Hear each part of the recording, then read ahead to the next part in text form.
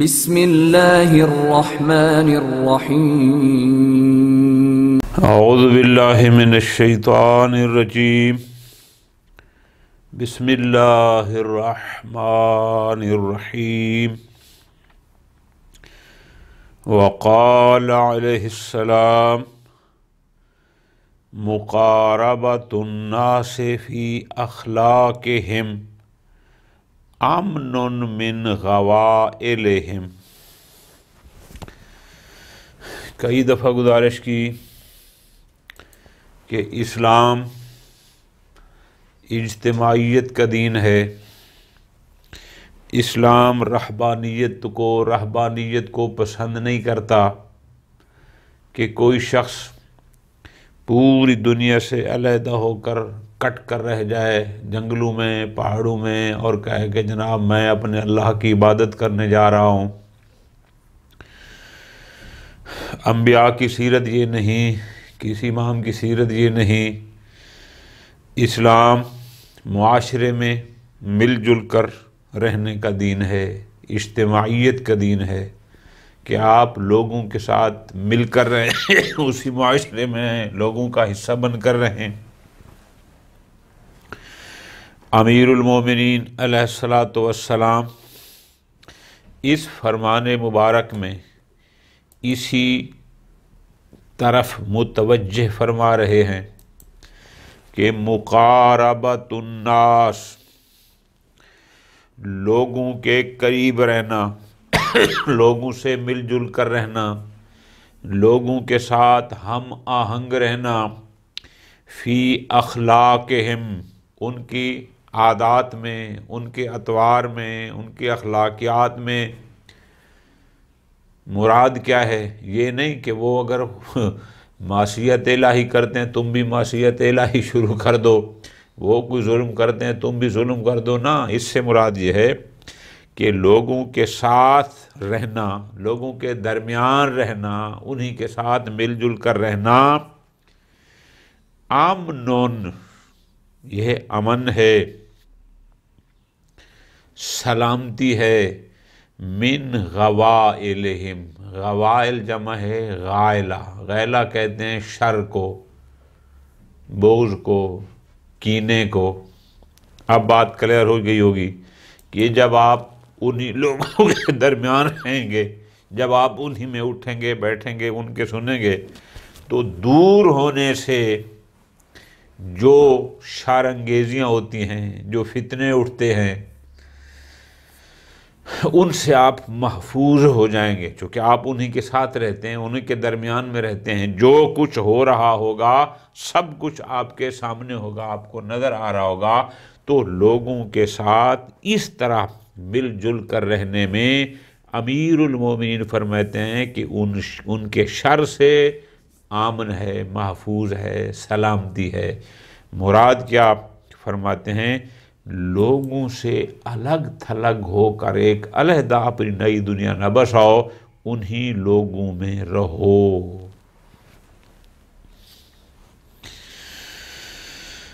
وقال علیہ السلام، یہ فرمان مبارک اس موقع پر کہا کہ ایک شخص نے امیر المومنین علیہ الصلاۃ والسلام کے سامنے اپنے مبلغ علمی سے بڑھ کر یا اپنی قدرت سے بڑھ کر، جس کو ہم اردو میں کہتے ہیں فلاں نے اپنے سے بڑھ کر بات کی ہے، اس نے بھی کوئی ایسا جملہ امیر المومنین کے سامنے کہا۔ اب توجہ کرنی ہے، مولا نے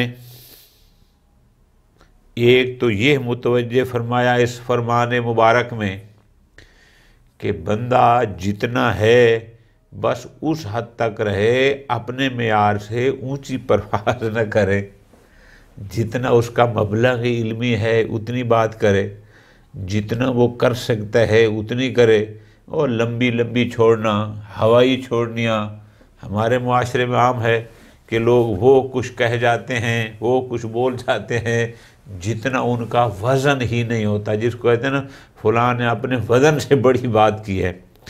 تو ایسے ہی ایک شخص نے یہ کہا، تو ایک تو اس سے یہ ملا کہ مولا کا اس کو یوں مخاطب فرمانا کہ بندہ اپنے وزن سے بڑی بات نہ کرے، یہ ناپسندیدہ عمل ہے۔ اور دوسرا، اس کو احسن انداز میں، پیارے انداز میں متوجہ بھی کر دیا، کوئی ڈانٹ ڈپٹ نہیں کی، کوئی گالم گلوچ نہیں کی، کوئی اس کو سختی نہیں کہا یہ ہو جا وہ ہو جا جیسے ہمارے ہاں ہوتا ہے، تو کون ہوتا ہے ایسی بات کرنے والا، لیکن ایک علمی انداز میں، ادب کے انداز میں سمجھا بھی دیا کہ بھائی جتنا تیرا وزن ہے تو اتنی بات کر، اس سے اونچی پرواز نہ کر۔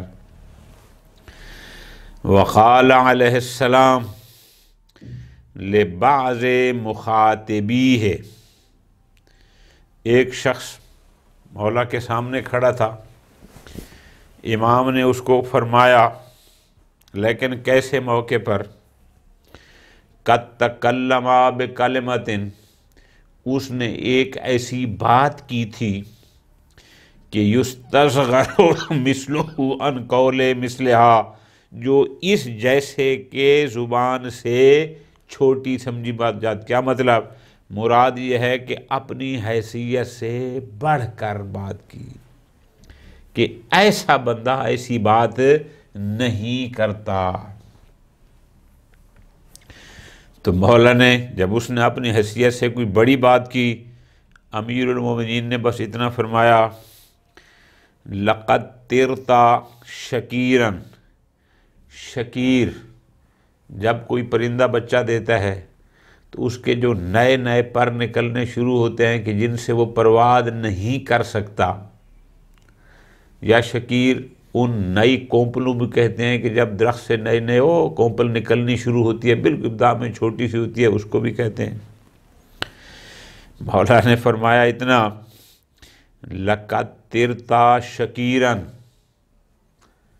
کہ تو اڑنے لگ گیا ہے، شکیرن پر نکلتے ہی، مراد کیا کہ ابھی تو تیرے پر نکل رہے ہیں، اڑنے کی پرواز ہی نہیں ہے، اور تو پر نکلتے ہی اڑنے لگ گیا۔ بات سمجھ آ گئی؟ اس کو سمجھایا کہ ابھی تیرا وزن، ابھی تیرا معیار یہ نہیں کہ تو یہ بات کر۔ حضرت سبقا، اور جوان ہونے سے پہلے، جوان ہونے سے پہلے،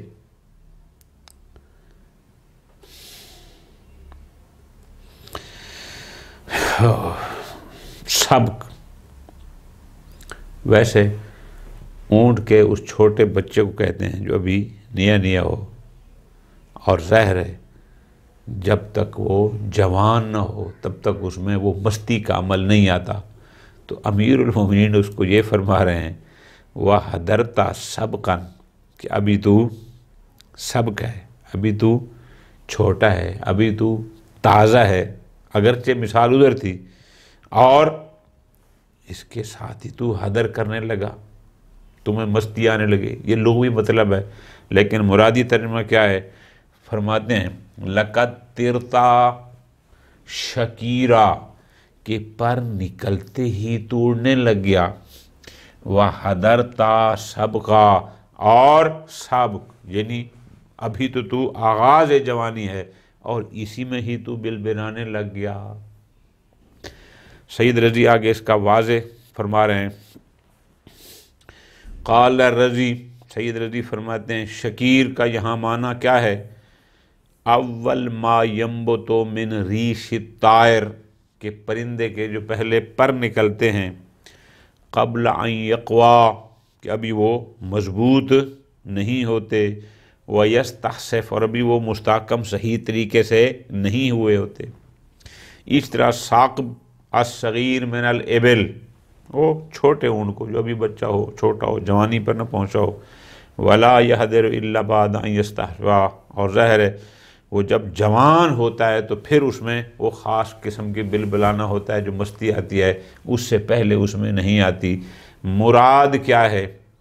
امیر المومنین فرماتے ہیں کہ جیسے اونٹ کا بچہ جوان ہونے سے پہلے بل بنانے لگے، مستی میں آ جائے، اور پرندے کا بچہ ابھی پر نکلتے ہی اڑنے کی کوشش کرے، جیسے وہ ناکام ہوتے ہیں، نہیں ہو سکتا، آپ نے جو اپنے وزن سے زیادہ بات کی ہے، آپ کی مثال بھی انہی کی طرح ہے۔ انتظار کر، اپنا وزن، اپنا معیار اتنا بنا تاکہ تو یہ بات کر سکے۔ یہ ہمارے لیے درس ہے کہ جب ہم کسی محفل میں ہوں، کسی فورم پہ ہوں، کسی شخصیت کے سامنے ہوں، تو ہمیں اتنی گفتگو کرنی چاہیے جتنا ہمارا وزن ہے۔ اپنے وزن سے بڑھ کر لمبی لمبی چھوڑنا جس کو کہتے ہیں، یہ نہیں ہونا چاہیے۔ وقال علیہ السلام من اوما الى متفاوت خذلته الحیل۔ اوما کا لفظی ترجمہ لغوی معنی ہوتا ہے اشارہ کرنا، متفاوت یعنی دو چیزوں کا ایک دوسرے سے دور دور ہونا، ایک مشرق ایک مغرب، یعنی دور دور ہونا، یہ لفظی معنی ہیں۔ ہیلے، تدبیریں، خاذلہ یعنی چھوڑ دیتی ہیں، یہ ہو گیا لفظی معنی۔ اب یہاں پر سمجھنا ہے کہ امیر المومنین کیا فرمانا چاہتے ہیں۔ من اوما الی متفاوت، جو ایک دوسرے سے دور مختلف چیزیں، وضاحت کرتا ہوں، جو ان کی طرف اشارہ کرتا ہے، یہاں اشارے کا معنی نہیں کرنا، یعنی جو دو متفاوت چیزوں کا، مختلف چیزوں کا، جن کے درمیان بڑا فاصلہ ہے، جو ان دونوں کا طالب ہوتا ہے، خاذلتہ الحیل، اس کو تدبیریں بھی چھوڑ دیتی ہیں، اس کی کوئی تدبیر کامیاب نہیں ہوتی۔ کیسے؟ یہ چاہتا ہے کہ میں رحمان کو بھی راضی کروں، شیطان کو بھی راضی کروں، میں مظلوم کو بھی راضی کروں، میں ظالم کو بھی راضی کروں، میں اللہ کو بھی خوش کروں اور اللہ کے دشمن کو بھی خوش کروں۔ جو بندہ ایسی کوششیں کرتا ہے اس کی تدبیریں ناکام ہوتی ہیں۔ یا رحمانی راستہ اپنانا ہوگا یا عدوانی راستہ، یا ظالم کا ساتھ دینا ہوگا یا مظلوم کا ساتھ دینا ہوگا۔ ایسا نہیں ہو سکتا کہ آپ کہیں کہ میں نہ ظالم کے ساتھ ہوں نہ مظلوم کے۔ مظلوم کا ساتھ نہ دینا یہی ظالم کا ساتھ ہو جاتا ہے، اس لیے کہ یہ آپس میں بعید ہیں، دور دور ہیں۔ حق اور باطل، کوئی کہے کہ میں حق کا ساتھ بھی دوں اور باطل کا، لا یمکن، ایسا نہیں ہو سکتا۔ اس لیے کہ حق اور باطل جمع نہیں ہوتے کہ آپ ان دونوں کو اکٹھا کر لیں، نہ ایسا نہیں ہے۔ حق حق ہے، باطل باطل ہے، آپ کو یہ حق کے ساتھ ہونا ہوگا یا باطل کو۔ لہذا جو لوگ مختلف چیزوں کے، یعنی جو چیزیں آپس میں جمع نہیں ہوتی، دور دور ہیں، جو ان کے خواہش مند اور طلبگار ہوتے ہیں کہ وہ بھی ہو جائے اور یہ بھی ہو جائے، خاذلتہ الحیل، اس کی تدبیریں اسے چھوڑ دیتی ہیں، یعنی اس کو ناکامی ملتی ہے، وہ ممکن نہیں ہوتا اس شخص کے لیے۔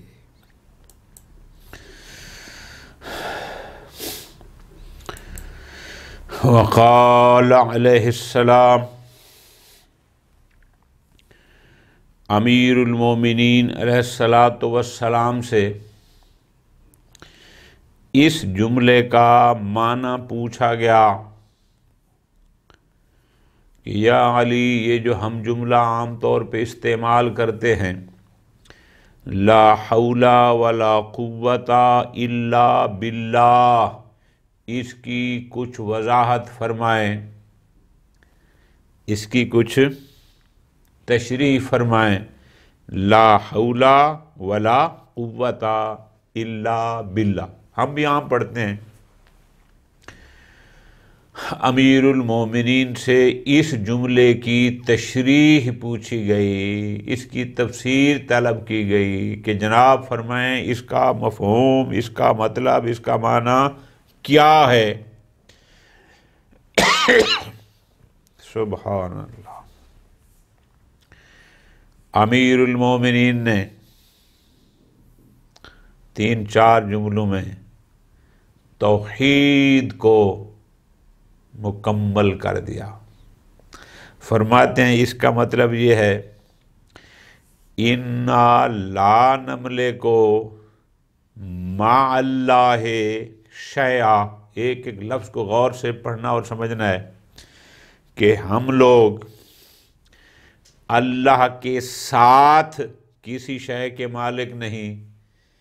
لفظوں پہ غور کرنا ہے. امیر فرماتے ہیں مع اللہ یعنی اللہ کے ساتھ. جیسے ہم ایک مشترکہ زمین خرید کرتے ہیں، مشترکہ گاڑی خرید کرتے ہیں، تو ہم بیک وقت اس کے 2 مالک ہوتے ہیں کہ میں بھی اس کے ساتھ کا مالک ہوں. وہ جو تصرف کرے گا اس میں میرا اذن شرط ہے، میں جو کروں گا اس میں اس کا اذن شرط ہے.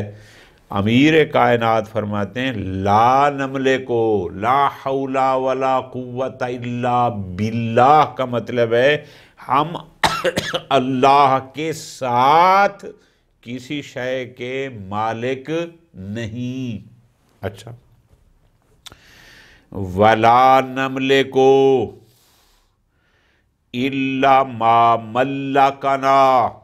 ہم کسی شے کے مالک نہیں سوائے اسی کے جس کا اس نے ہمیں مالک بنایا ہے. ذرا غور کرنا. جس شے کا ما ملکنا، اس کا ترجمہ ہے جس کا اس نے ہمیں مالک بنایا ہے، ہمیں اختیار دیا ہے، ہمیں بس اسی کے پر اختیار ہے. ولا نملکو یعنی کیا؟ جس کا اس نے ہمیں اختیار دیا، مالک بنایا، اس کے علاوہ ہمارا کسی شے پر کوئی اختیار نہیں ہے، اس نے ہمیں دیا ہے. بس فمتا ملکنا، پوری توجہ. فمتا جب اس ذات نے ملکنا ہمیں مالک بنا دیا،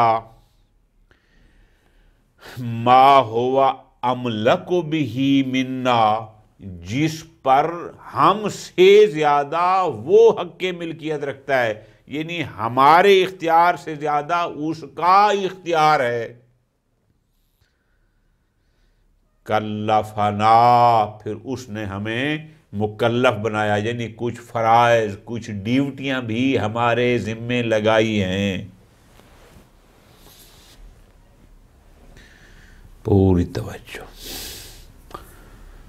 زمین سے فصل کا اگنا ہمارے اختیار میں نہیں، ہمارے اختیار میں ہے جا کے بیج بو دینا، اگلے سارے اس کے کام ہیں. مال دنیا کا ہمارے پاس آ جانا، یہ سب اس کا نظام ہے. اب جب وہ اپنے اس مال میں سے کچھ پر ہمیں اختیار دے دیتا ہے اور ہمیں مالک بنا دیتا ہے، تو پھر ساتھ ساتھ ہمارے اوپر کلفنا، کچھ تکالیف یعنی کچھ فرائض بھی ادا کرتا ہے. بڑی سمپل سی مثال کہ اگر اس نے مجھے مال دنیا دے دیا، ساتھ کہہ دیا سال کے بعد اس کا خمس بھی دینا ہے.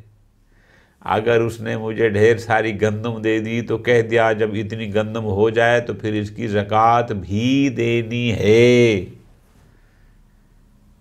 اس لیے کہ ہم سے زیادہ مالک وہ ہے، وہ گندم پیدا ہی نہ کرے، وہ ہمیں کچھ دے ہی نہ، زیادہ حق کی ملکیت اس کا ہے، زیادہ اختیار اس کے ہیں. ہمیں جتنا دیتا ہے کلفنا، پھر ہمارے اوپر کچھ فرائض بھی عائد کر دیتا ہے.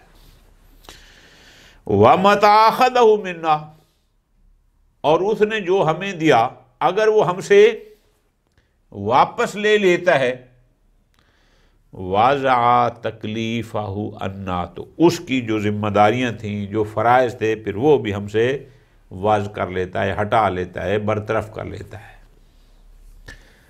بالکل آسان۔ اگر ہمیں گندم دے گا تو ہمارے اوپر زکوٰۃ واجب ہوگی، لیکن اگر نہیں دے گا ہمارے اوپر کچھ نہیں ہوگا۔ کیوں؟ اس لیے کہ ہم اس کے ساتھ مالک نہیں ہیں۔ بہت پیارا جملہ ہے، مع اللہ، یعنی ہم اللہ کے ساتھ ملکیت میں شریک نہیں ہیں۔ وہ جتنا سمجھتا ہے ہمیں کچھ عطا کرتا ہے، ہمیں اختیار دیتا ہے، تو جتنا دیتا ہے ساتھ کچھ فرائض اور ذمہ داریاں بھی دے دیتا ہے، اور جب لے لیتا ہے تو پھر وہ فرائض اور ذمہ داریاں بھی ختم ہو جاتی ہیں۔ سبحان اللہ۔ وقال علیہ السلام لعمار ابن یاسر وقد سمعہ یراجع المغیر ابن شعبہ کلاما، یہ ایک بندہ ہے مغیرہ بن شعبہ، یہ مہاجرین سے تھا، اسلام لایا، آ گیا۔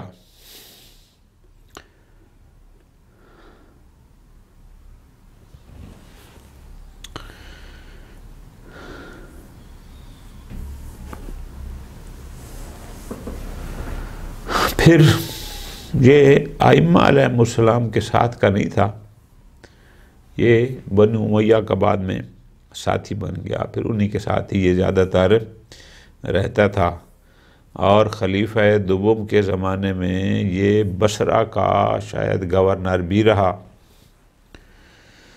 بعد میں اس کے بارے میں جو تاریخ نے لکھا کہ اس نے کسی عورت سے زنا کیا، لیکن جو گواہ تھے وہ 3 تھے، 4 گواہ نہیں تھے، تو پھر جنہوں نے گواہی دی تو پھر چونکہ چوتھا گواہ نہیں آیا تھا تو پھر ان گواہوں پر کوڑے مارے گئے اور اس کو بری کر دیا گیا۔ خوب، پھر اس کے بعد یہ کوفہ کا بھی، یہ بندہ مغیرہ بن شعبہ کوفہ کا بھی والی رہا ہے، لیکن جب خلیفہ ثالث کا زمانہ آتا ہے تو پھر وہ اس کو دوبارہ سے معزول کر دیتے ہیں۔ پھر اس کے بعد جب معاویہ بن ابو سفیان کا دور آتا ہے تو اس نے پھر اس کو دوبارہ سے اسی مغیرہ کو اپنے حساب میں کوفہ کا والی اور گورنر بنا دیا، لیکن پھر وہ چاہتا تھا کہ وہ بھی اس کو معزول کرے، تو اس نے ایک سیاسی چال چلی کہ آپ مجھے معزول نہ کریں، آپ مجھے یہاں کوفہ کا گورنر اور والی رہنے دیں، میں تیرے بعد تیرے بیٹے یزید کے حق میں لوگوں سے بیعت لوں گا، خود بھی کروں گا، دوسرے سے بھی لوں گا۔ اور اس کی وجہ سے پھر اس وعدے پر امیر شام نے، معاویہ بن ابی سفیان نے اس کو وہاں اس ولایت پر، گورنری پر رہنے دیا۔ خوب، یہ ایک واقعہ تھا اس بندے کا۔ ادھر امیر المومنین نے دیکھا کہ عمار بن یاسر، ظاہر ہے جو مولا کا خاص آدمی تھا، اہل بیت سے اس کا تمسک تھا، اہل ولایت سے تھا، مولا نے دیکھا کہ کسی مسئلہ میں عمار بن یاسر اس مغیرہ بن شعبہ کے ساتھ کوئی بحث کر رہے ہیں، کوئی جیسے ہوتا ہے چلتے پھرتے کہیں امن و سامن ہوا تو اس کے ساتھ کوئی بات چیت چل رہی تھی۔ جب مولا نے دیکھا کہ عمار بن یاسر اس کے ساتھ کوئی گفتگو کر رہا ہے تو امام علیہ السلام نے اپنے صحابی عمار بن یاسر کو خطاب کر کے یوں فرمایا۔ کیا فرمایا؟ فرماتے ہیں دعہو یا عمار، اے عمار دعہو، اس کو چھوڑ دے، جس کو ہم اردو میں کہتے ہیں نا، یہ کس بندے کو تو نے منہ لگایا ہوا ہے، چھوڑ اس کو، یہ اس کا لیول ہی نہیں ہے کہ تو اس کے ساتھ بات کرے، دعہو، اس کو چھوڑ دے، اسے کوئی بات نہ کر۔ کیوں جی؟ فَإِنَّهُ لَمْ يَأْخُذْ مِنَ الدِّينِ إِلَّا مَا قَارَبَهُ مِنَ الدُّنْيَا۔ اس بندے نے دین سے بس اتنا ہی لیا ہے جتنا دین اس کو اس کی دنیا کے قریب کرتا ہے۔ پوری توجہ، یعنی مولا فرمانا کیا چاہتے ہیں کہ یہ بندہ جو اسلام لایا، اس نے جو کلمہ پڑھا، بس اس حد تک تھا اس کا دین اسلام کہ جو دنیا کو اس سے قریب کرے، کہ جس کے ذریعے یہ دنیا کما سکے۔ داں ہو، چھوڑ دے اس کو، مار، اس سے بات نہ کر۔ لم یاخذ من الدین، اس لیے کہ اس نے دین سے نہیں حاصل کیا، الا مگر ما قارب، اتنا جتنا اس کو اس نے دنیا کو اس سے قریب کیا۔ مراد کیا ہے کہ اس کے پاس جو دین ہے وہ فقط دنیا کے قریب ہونے کے لیے ہے، قلبی دین اس میں نہیں ہے۔ دین بہانہ تھا دنیا کے قریب ہونے کا۔ فرماتے ہیں وَعَلَىٰ عَمَدٍ لَبَّسَ عَلَىٰ نَفْسِهِ، لبسا تلبیس یعنی اشتباہ میں ڈالنا، وَعَنْ عَمَدٍ جان بوجھ کر، وَعَلَىٰ عَمَدٍ جان بوجھ کر، لبس علی نفسہ اس نے اپنے آپ کو اشتباہ میں ڈالا ہے، تلبیس۔ دیکھو نا جی، ایک دفعہ بندہ غلطی کر بیٹھتا ہے، مشتبہ ہو جاتا ہے، اس کو حقائق کا علم نہیں ہوتا۔ امیر المومنین اس کے بارے میں فرماتے ہیں علی عمد جان بوجھ کر، لبس علی نفسہ اس نے اپنے آپ کو اشتباہ میں ڈالا ہے، تلبیس دھوکے میں ڈالا ہے۔ کیوں؟ لِيَجْعَلَ الشُّبْهَاتَ تاکہ وہ ان شبہات کو بنائے گا عاذراً بہانہ، عذر لِسَقْطَاتِهِ اپنی لغزشوں کا، اپنی غلطیوں کا، یعنی جو غلطیاں کرے گا پھر یہ کہے گا کہ یہ غلطی بجائے کہ مجھے وہ شبہ ہو گیا تھا، وہ شبہ اس سے سہون نہیں تھا، شبہ جہالت کی بنیاد پر نہیں تھا، اس نے جان بوجھ کر اپنے آپ کو شبہات میں ڈالا تاکہ کل میں جب غلطیاں کروں گا تو پھر میں اس کو بطور عذر بہانہ پیش کروں گا کہ مجھے شبہ ہوا تھا کہ ایسا ہے۔ کوئی شبہ نہیں ہوا تھا، اس نے جان بوجھ کر یہ سب جس کو کہتے ہیں اس نے ڈرامہ رچایا ہے۔ اللہ تبارک و تعالی ہمیں حق کو سمجھنے اور اس پر عمل کرنے، اس کا ساتھ دینے کا کی توفیق عطا فرمائے۔ وصلی اللہ علی محمد و آل محمد۔